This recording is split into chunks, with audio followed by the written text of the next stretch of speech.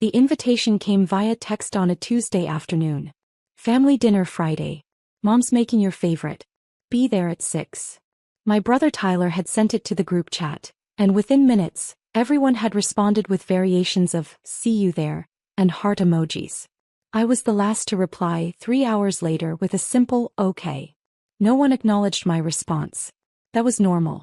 In my family, I existed somewhere between an afterthought and a mild embarrassment. Present but not particularly valued, tolerated but not celebrated.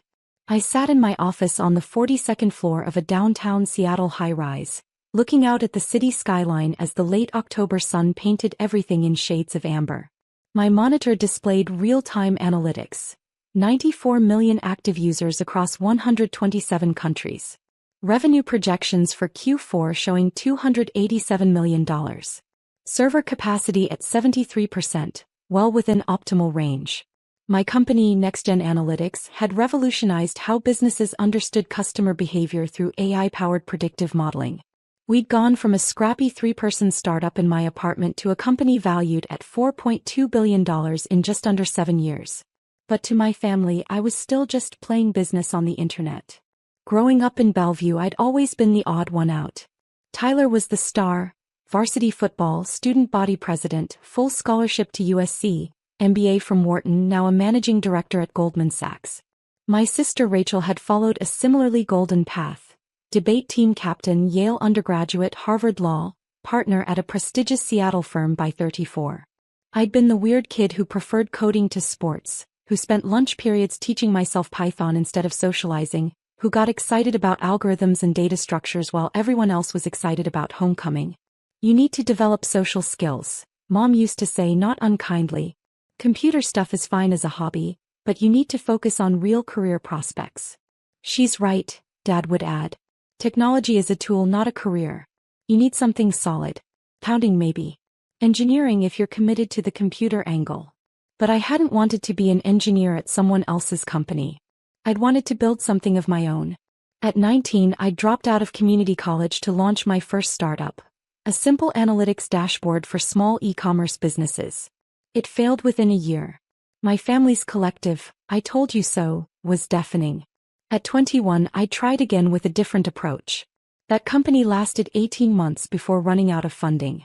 Maybe it's time to accept that entrepreneurship isn't for everyone, Tyler had said over Christmas dinner that year, his arm around his fiancée, his success radiating from every pore. There's no shame in getting a normal job, Jenna. Most people aren't cut out to be founders. I'm not most people, I'd said quietly.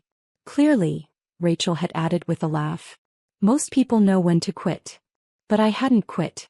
I'd started NextGen Analytics at 23 with my last $8,000 and a vision for AI-powered customer insights that nobody else seemed to understand. Now I was 30, my company had 412 employees, and we were in final negotiations for a Series D funding round that would value us at $4.2 billion. Tomorrow, Bloomberg was publishing an exclusive feature. The Woman Who Made AI Accessible. How Jenna Morrison Built a $4 billion Empire from Her Living Room. I'd known about the article for 2 months. The Bloomberg reporter had spent weeks fact-checking every detail, interviewing my clients, my investors, my team. They'd verified our financials, our user numbers, our technology patents. They'd even spoken with my first investor, who'd given me $50,000 when everyone else said I was crazy. The article was comprehensive and glowing. And I hadn't told my family any of it. Not because I was waiting for a dramatic reveal, but because I'd learned years ago that telling them about my success only invited skepticism and dismissal. They needed external authority to believe anything I said. So I'd stayed quiet. Let them think what they wanted. Built my empire in silence. Friday evening arrived cold and rainy, typical Pacific Northwest autumn weather. I drove to my parents' house in Bellevue, the same sprawling contemporary home where I'd grown up, in my 6-year-old Subaru. Practical, reliable, invisible. The same car I'd been driving since my second startup failed. I could afford a Tesla, a Porsche, anything I wanted. But changing my lifestyle would only invite questions I didn't want to answer. Tyler's BMW was already in the driveway, parked next to Rachel's Audi. My Subaru looked appropriately pathetic beside them. Mom answered the door, her face lighting up with genuine warmth. She loved me, I never doubted that. She just didn't understand me. Jenna. Come in, you look frozen. Are you eating enough? I'm fine, Mom. You work too hard on that computer thing. You need to take care of yourself. I followed her inside, where Dad sat in his usual spot watching the news on their massive TV. Tyler and Rachel were in the kitchen with Rachel's husband Mark, their conversation loud and animated. The startup founder has arrived. Tyler called out when he saw me, his voice dripping with affectionate condescension. How's the internet business, Jenna? Make your first million yet? Rachel laughed, pouring wine. Tyler, be nice. Jenna's very serious about her little tech project. I'm not mocking, Tyler protested, though his grin said otherwise. I think it's great that she has hobbies. Keeps her busy. It's not a hobby, I said quietly, setting my bag down. It's my company. Right. Your company. He made air quotes. How many employees did you say you have now? 3. 4. More than that. 10. That's impressive for a side hustle. I didn't correct him. There was no point. Mom called us to dinner and we settled around the familiar table. The food was excellent as always. Roasted chicken, garlic mashed potatoes, roasted vegetables. Mom had made her famous apple pie for dessert. So, Jenna, Dad said, cutting his chicken with precision. Your mother mentioned you're still working on that analytics thing. Yes. That's been what, 5 years now? 7. 7 years. He exchanged a glance with Mom. And you're still able to support yourself? I'm doing fine. Fine, Tyler repeated. That's always your answer. But fine doesn't mean successful, does it? Fine means scraping by. Tyler, Mom said gently. I'm just being honest, Mom. We're family. We should be able to have honest conversations. He turned to me. Jenna, I'm not trying to attack you. I'm genuinely curious. How does your business model work? How do you make money from this internet analytics thing? We provide AI-powered customer behavior prediction tools for e-commerce and SaaS companies. They pay subscription fees based on usage tiers. Rachel leaned forward. And how many companies actually pay for this? Currently, we have enterprise contracts with several hundred clients. Several hundred, Tyler repeated skeptically. That seems like a lot. What kind of companies? Various industries. Retail, technology, healthcare, finance. Can you name any? I took a sip of water. I'm not at liberty to discuss specific clients. NDAs. Tyler and Rachel exchanged knowing looks, the kind that said, see? She's making it up. That's convenient, Rachel said. NDAs preventing you from providing any proof. I'm not trying to prove anything. No, you're just expecting us to believe that you, working alone from your apartment, have hundreds of corporate clients paying for your services. I don't work alone. I have a team. How big a team? Dad asked. I hesitated for just a moment, long enough for them to notice. She doesn't want to say because it's embarrassingly small, Tyler said with a laugh. Jenna, come on. Just be honest with us. You've got what, maybe 2 or 3 other people. Probably interns or contractors you found on Upwork. Something like that, I said because arguing was pointless. Mark, Rachel's husband, spoke up for the first time. You know, I actually looked at your website once. It looked pretty professional. What did that cost to build? I built it myself. See, that's what concerns me, Dad interjected. You're doing everything yourself. CEO, developer, salesperson, marketing. That's not a company, Jenna. That's a freelance operation. Nothing wrong with freelancing, Mom added quickly. It's just not the same as running a real business. A real business has scale, Tyler explained, his Goldman Sachs training evident in every word. It has infrastructure, capital, growth trajectory. What you have is a lifestyle business at best. It is fine. Not everyone needs to build the next Google. But you should be realistic about what you're doing. I am realistic. Are you?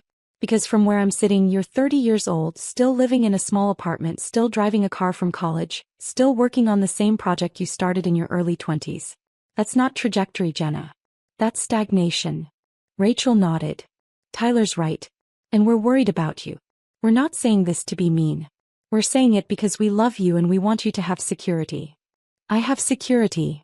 Do you have retirement savings? Dad asked. Health insurance? Emergency funds? Yes to all 3. How much in retirement? Tyler pressed. Enough. Enough isn't a number. See, this is what I'm talking about. You're evasive about concrete details because concrete details would reveal that you're not as successful as you want us to believe. I set down my fork carefully, my hands steady. I'm not trying to convince you of anything. No, you're just sitting there being defensive while we're trying to help you. Rachel's voice had that lawyer edge now. Look, I have a friend at Amazon who's hiring for product managers. The pay is $180,000 base plus stock options. I could get you an interview. I appreciate that, but I'm not interested. Why not? Pride. Because I have a company to run. Your internet business, Tyler said, his tone making it clear what he thought of that. Jenna, do you know what I made last year? $1.2 million. Rachel probably made $800,000. That's what real success looks like. That's what happens when you work for established companies with actual revenue. I'm happy for both of you. We're not trying to brag, Rachel said. We're trying to show you what's possible when you make practical choices. Dad stood up to adjust the TV volume. The evening news was starting, though none of us had been paying attention to it. But as he reached for the remote, the anchor's words cut through our conversation. Breaking news tonight from the technology sector. Seattle-based NextGen Analytics has just announced a Series D funding round valuing the artificial intelligence company at $4.2 billion, making it one of the fastest-growing tech startups in Pacific Northwest history. The room went completely silent. On the screen, a professional photo of me appeared, the one Bloomberg had taken for their article. I was wearing a navy blazer, looking directly at the camera with quiet confidence. The company's founder and CEO, 30-year-old Jenna Morrison, has transformed how businesses understand customer behavior, the anchor continued. In just 7 years, she's grown NextGen Analytics from a living room startup to a company serving over 900 enterprise clients across 127 countries. Tyler's fork clattered onto his plate. Rachel had gone completely white. Mom's hand flew to her mouth. Dad stood frozen, remote in hand, staring at the TV. Morrison's innovative AI-powered predictive modeling has attracted major investments from firms including Sequoia Capital, Andreessen Horowitz and Greylock Partners, the anchor said. The Series D round was led by SoftBank Vision Fund, with additional participation from existing investors. The company employs over 400 people and reported revenue of $780 million in the last fiscal year. The screen cut to footage of our office building, the 42-story high-rise downtown Seattle, my name listed as CEO on the directory. Bloomberg Television will air an exclusive interview with Morrison tomorrow morning at 7 a.m. Eastern, where she'll discuss her company's revolutionary technology and her plans for international expansion. Then the segment ended, cutting to a commercial for luxury cars. Nobody moved. Nobody spoke. The silence stretched for what felt like hours but was probably only 30 seconds. Finally, Tyler found his voice, though it came out barely above a whisper. That can't be you. It is, I said calmly. But you said, Rachel couldn't finish the sentence. I said I have a company. You assumed it was small. Dad slowly lowered himself back into his chair, his face ashen. $4 billion. $4.2 billion valuation, I corrected. Based on the Series D funding. Actual company worth depends on various factors. Mom was staring at me like she'd never seen me before. Jenna, how long have you known about this? About the funding announcement. We closed the deal 6 weeks ago. The announcement was scheduled for today. 6 weeks, Tyler repeated. You've known for 6 weeks that you were building a billion-dollar company and you didn't tell us? Would you have believed me if I had? The question hung in the air, unanswerable. Rachel grabbed her phone with shaking hands, typing frantically. Oh my God. Oh my God. Jenna, you're all over the news. Bloomberg, TechCrunch, Wall Street Journal, Reuters. There are dozens of articles.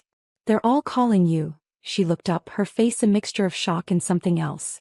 They're calling you the most influential AI entrepreneur of the decade. That's hyperbolic, I said. You have over 400 employees, Dad said, his voice hollow. You said you had a team. We thought you meant 3 people. You assumed 3 people. I never specified. Tyler was scrolling through his phone now, his face growing redder by the second. This says your revenue was $780 million last year. This says you have clients including Amazon, Microsoft, Walmart, Target. This says He looked up at me, his eyes wild. This says you're personally worth $1.8 billion. Net worth estimates are speculative and based on equity valuations. The actual number is private. But it's in that range? Approximately. Mark had pulled up a video on his phone. There's a CNBC interview with one of your investors from 3 months ago. He's talking about you like you're the next Steve Jobs. Rachel was crying now, though I wasn't sure if it was shock or shame or some combination. How did we not know? How did we not see this? You weren't looking, I said simply. But you're our sister.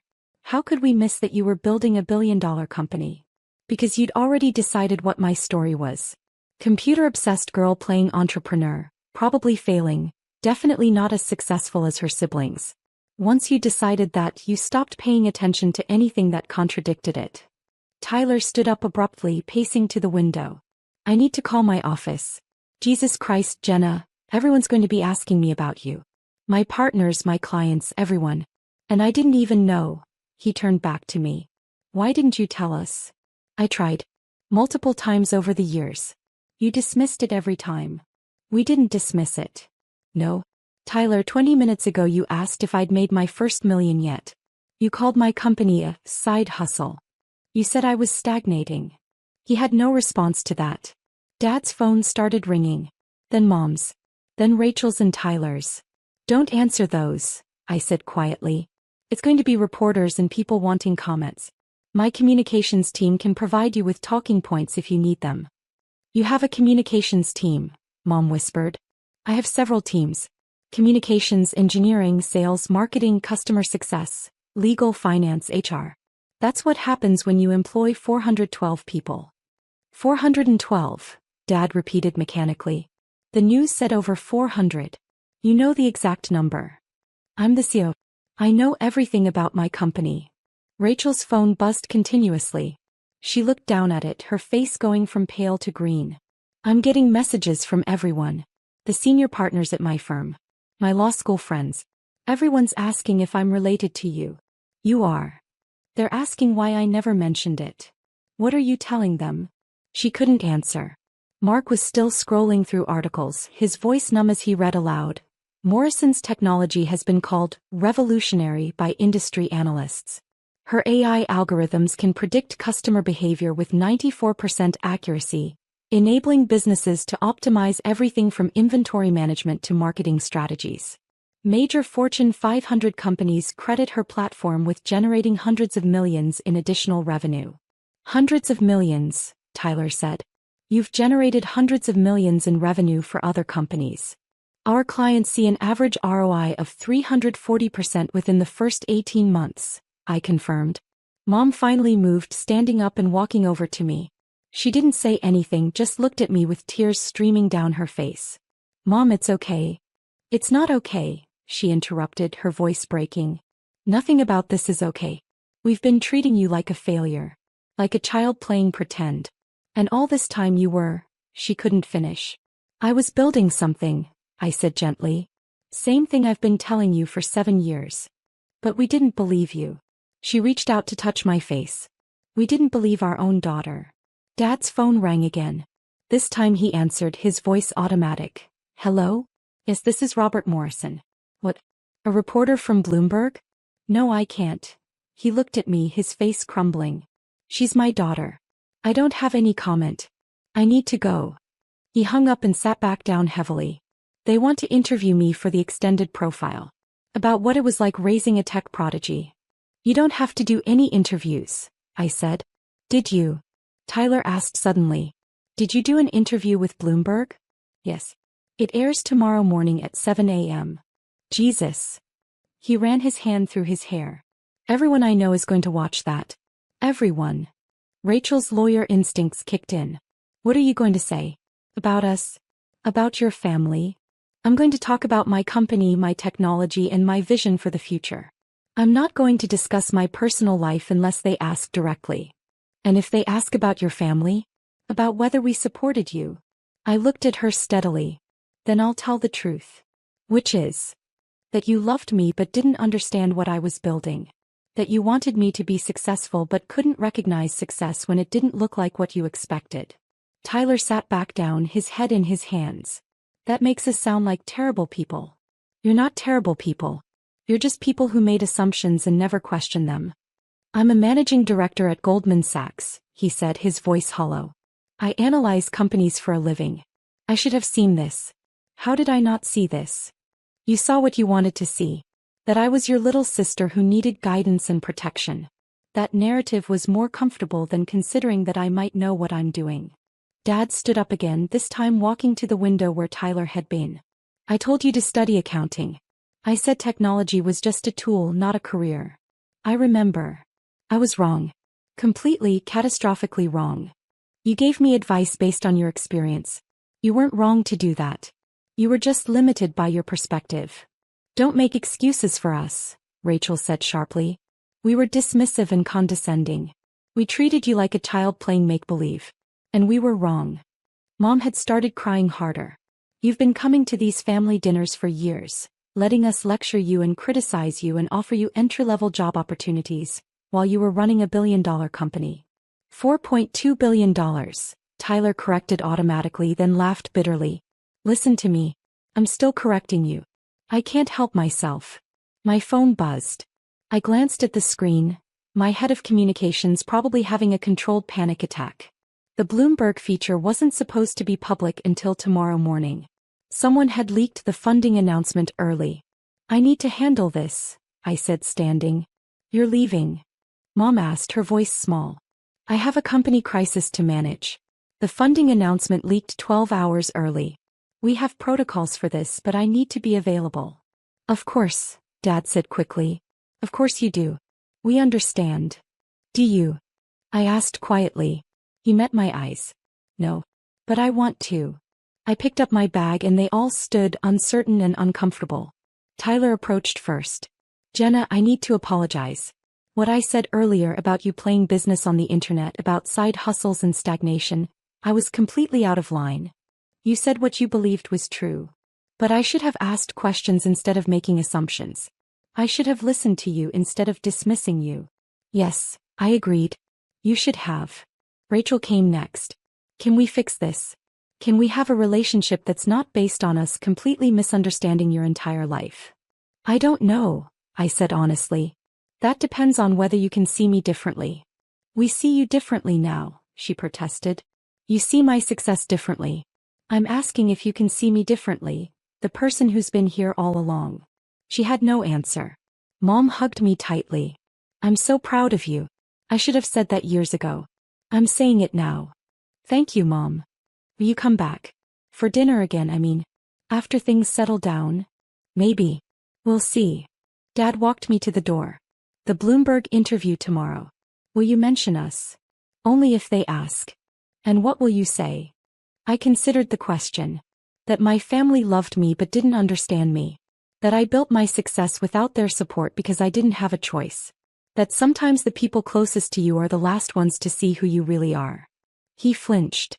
That's harsh. It's true. I know. He opened the door for me. For what it's worth, I am proud of you. Even if I failed to show it for 7 years. I know you are, Dad. Now. I walked out into the cold October night, leaving them standing in the doorway, backlit and uncertain. The drive back to my apartment took 25 minutes. 25 minutes where I didn't cry or feel angry or experience any of the emotions I probably should have felt. I just felt tired.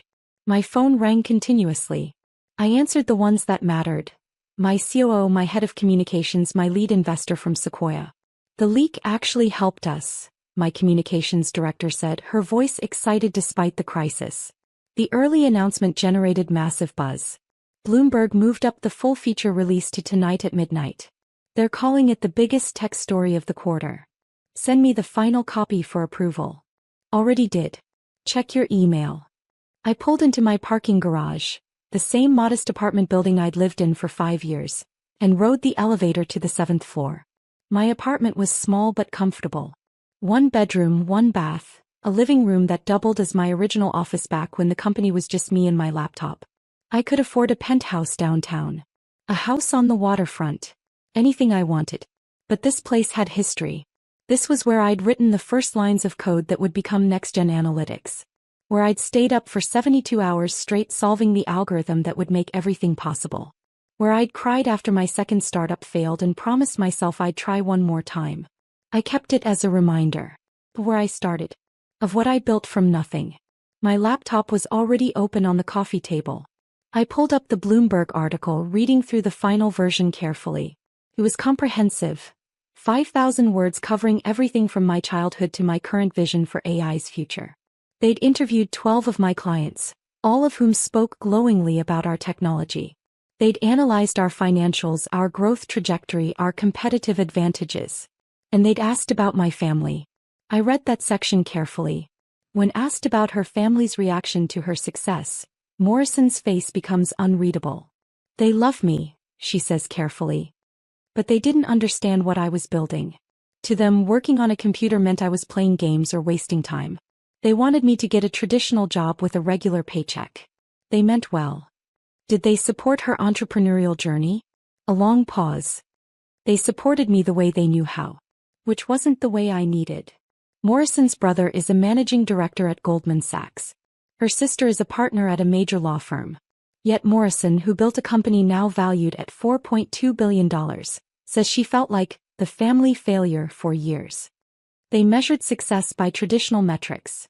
Prestigious companies, impressive job titles, steady paychecks. My success looked different, so they couldn't see it. Does that bother her? She shakes her head. Not anymore. I built what I built because I believed in it, not because I needed their approval. Would it have been easier with their support? Probably. But it also made me more resilient. When the people who love you don't believe in you, you learn to believe in yourself twice as hard. I approved the article and sent it back. At midnight, it went live on Bloomberg's website. Within an hour, it was the top story on every major tech news site. By 2 a.m. I was trending on Twitter. My phone buzzed with texts from Tyler. Just read the Bloomberg article. I deserve everything you said. I'm sorry. From Rachel, the part about being the family failure broke my heart. We failed you. From Mom, I'm going to read this article every day until I've memorized every word. I never want to forget how badly we let you down. From Dad, you were generous in what you said about us. More generous than we deserved. I didn't respond to any of them. Instead, I opened my laptop and reviewed the Q4 projections. We were launching 3 major product updates next month. We had expansion plans for South America and Asia. We had a world to change. At 7 a.m. Eastern, 4 a.m. Pacific, the Bloomberg television interview aired. I didn't watch it. I'd lived it. I knew what I'd said. But apparently the rest of the world watched. By 8 a.m. my phone was receiving hundreds of notifications per minute. Friend requests, interview offers, partnership proposals, speaking invitations. And messages from people I'd never met. Your story inspired me to keep working on my startup even though my family thinks I'm crazy. I'm the family failure too. Thank you for showing that success doesn't look like what everyone expects. You proved that believing in yourself matters more than anyone else's belief in you. At 10 a.m. I finally got out of bed and made coffee. My communications director had scheduled a press call for noon. My investors wanted a strategy meeting at 2 p.m. I had a full day of managing the aftermath of going from invisible to unavoidable. My doorbell rang at 10:30 a.m. I opened it to find my entire family standing there. Mom, Dad, Tyler, Rachel, even Mark. We know you're busy, Mom started. We know you probably don't want to see us. But we needed to come here and say this in person. Say what? Tyler stepped forward. That we're sorry. That we were wrong. That we're going to spend the rest of our lives making this right. You don't need to make anything right, I said. Yes, we do, Rachel insisted. We dismissed you. We belittled you. We treated your dreams like jokes and your success like lies. And then we watched you on Bloomberg this morning talking about how you built a billion-dollar company while feeling like the family failure, and we realized, her voice broke. We realized we did that to you. Dad cleared his throat. The reporter asked you what advice you'd give to other entrepreneurs whose families don't support them. Do you remember what you said? I shook my head. You said, build it anyway. Build it because you believe in it, not because anyone else does. And one day either they'll understand or they won't. But either way, you'll have built something extraordinary. That's good advice, I said. It's heartbreaking advice, Mom said, tears streaming down her face. That's advice you give to strangers, not advice you should have to give yourself. You should have had family who believed in you from the start.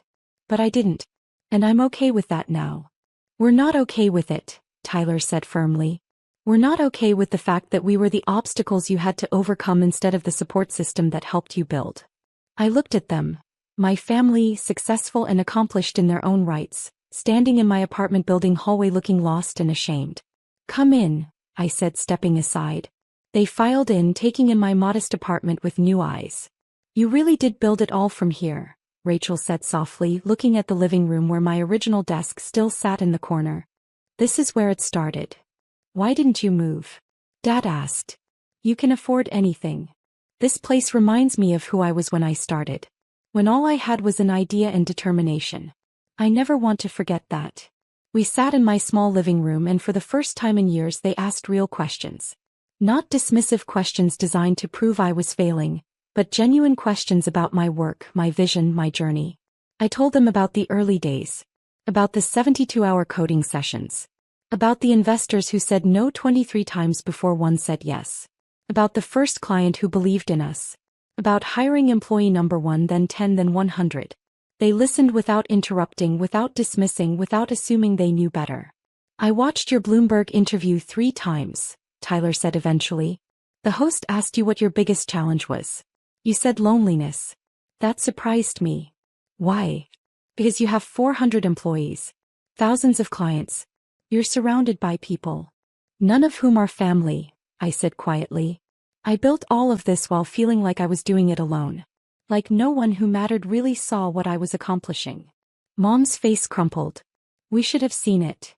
Yes, I agreed. You should have. But you didn't. And I had to make peace with that. Can we make peace with it? Rachel asked. Can we move forward from here? I don't know, I said honestly. You believe in me now because Bloomberg told you to. Because the whole world is celebrating what I built. But what about the next thing? What if my next venture fails? What if I take risks that don't make sense to you?